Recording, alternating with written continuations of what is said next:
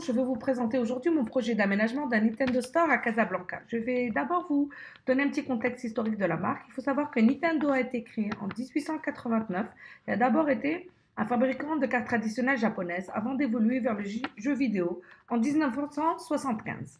Voici une timeline des différentes consoles de Nintendo. Je vais maintenant vous montrer les différents produits commercialisés par Nintendo.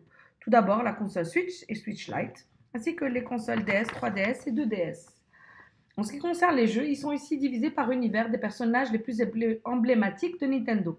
Les jeux Mario, Zelda, Pokémon ainsi qu'Animal Crossing. Nous avons également les produits dérivés tels que les vêtements, les figurines et peluches et divers autres produits comme vous pouvez le voir ici. Les concurrents de Nintendo sont tout d'abord la PS4 et depuis quelques jours la PS5 ainsi que la Xbox. Nintendo ouvre son premier store non pas au Japon mais à New York en 2005. En 2009, il ouvre son deuxième store à Tel Aviv pour finalement, la même année, ouvrir son dernier store à Tokyo. Voici les façades des différents magasins. Il faut savoir que le magasin de Tel Aviv et Tokyo se trouve dans un centre commercial. Voici la charte graphique de Nintendo qui nous servira dans notre projet. Après l'analyse de la marque, nous avons effectué l'analyse du site que vous pourrez retrouver en détail en annexe.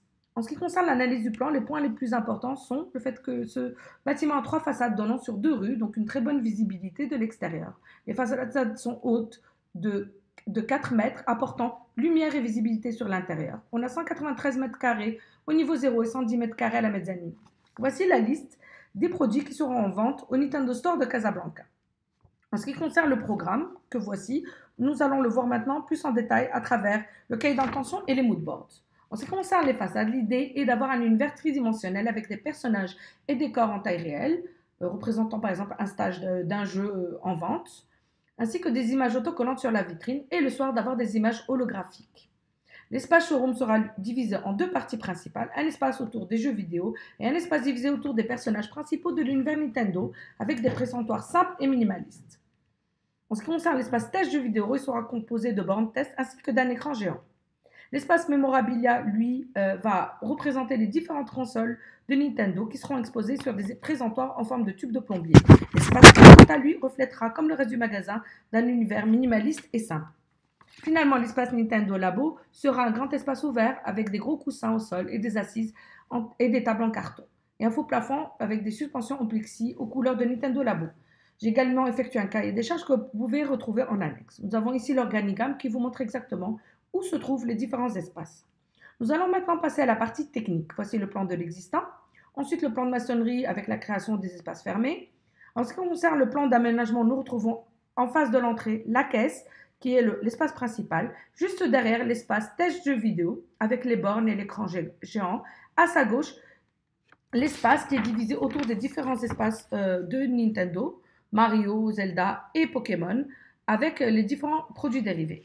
À l'étage, nous retrouvons l'espace Nintendo Labo ainsi que l'espace Memorabilia. Les espaces fermés, nous avons ici les toilettes et au rez-de-chaussée, nous avons l'espace employé ainsi que le stockage. Voilà.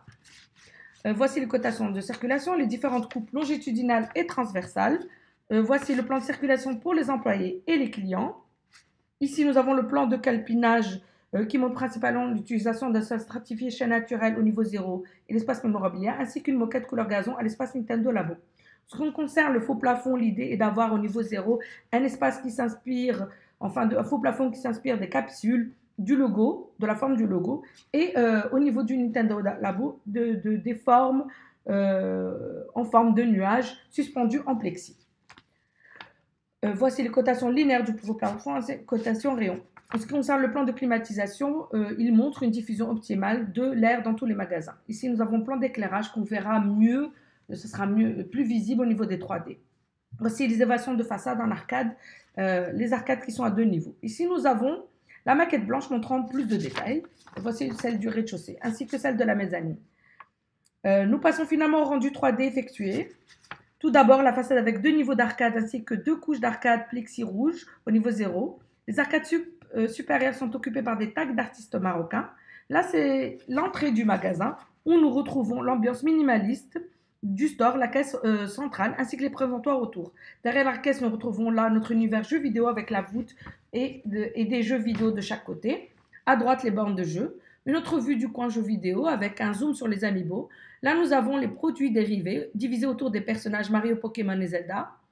Là, c'est l'escalier pour accéder à l'espace Nintendo Labo que vous voyez ici, avec les différents éléments décrits plus tôt, tels que les mobiliers en carton et les couleurs du Nintendo Labo.